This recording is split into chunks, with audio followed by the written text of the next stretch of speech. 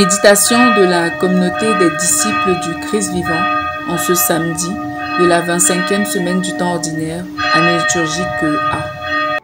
Évangile de Jésus-Christ selon saint Luc, au chapitre 9, les versets 43b à 45. En ce temps-là, comme tout le monde était dans l'admiration devant tout ce qu'il faisait, Jésus dit à ses disciples: « Ouvrez bien vos oreilles à ce que je vous dis maintenant. Le Fils de l'homme va être livré aux mains des hommes. » Mais les disciples ne comprenaient pas cette parole. Elle leur était voilée, si bien qu'ils n'en percevaient pas le sens. Et ils avaient peur de l'interroger sur cette parole. Acclamons la parole de Dieu. Méditation. Bien-aimés dans le Seigneur, Dieu soit loué en tout temps. Dans l'Évangile, les foules encensent Jésus pour ses miracles et ses prodiges. Et celui-ci révèle à ses disciples que d'ici peu, ses acclamations se changeront en animosité et ces hommes se retourneront contre lui et le tueront.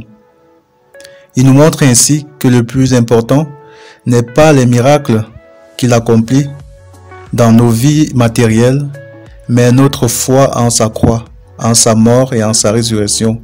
Voilà surtout ce qui nous sauve. Il est donc nécessaire de ne pas chercher uniquement le Dieu des miracles, des prodiges, mais surtout le Dieu de la croix, le Dieu qui sauve les hommes, non pas en leur évitant toutes les peines de leur existence, mais en leur donnant par sa passion, sa mort et sa résurrection, d'obtenir de lui toutes les grâces et par-dessus tout le salut éternel.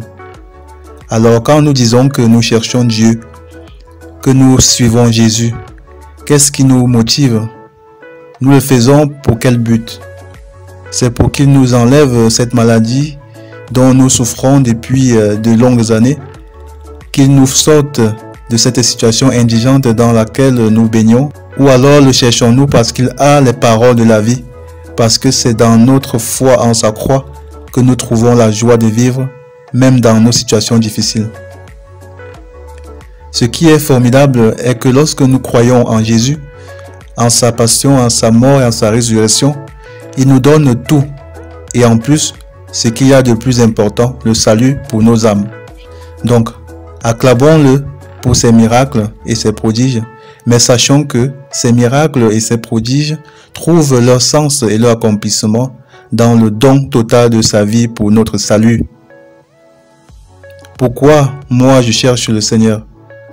Pour qu'il règle tous mes problèmes ou pour qu'il m'accorde par le sacrifice de sa vie, sa croix, la vie qui n'aura pas de fin. Quelle importance a la vie éternelle pour moi? Est-ce que j'y pense tous les jours? Est-ce que je la désire vraiment? Prions.